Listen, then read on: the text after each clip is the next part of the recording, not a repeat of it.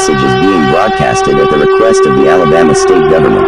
At 1 p.m. today, Brandon James has entered Alabama attacking people with a semi-automatic rifle and explosives. We highly recommend you stay indoors until the situation is resolved.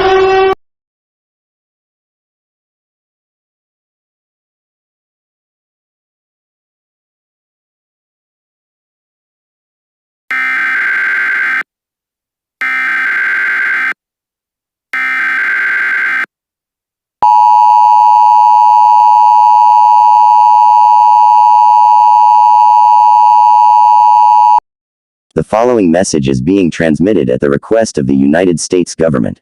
At 1:30 p.m. today, Brandon James has been shot and killed by a SWAT officer. The situation has been resolved and it is now safe to go outside. Your government thanks you for your cooperation.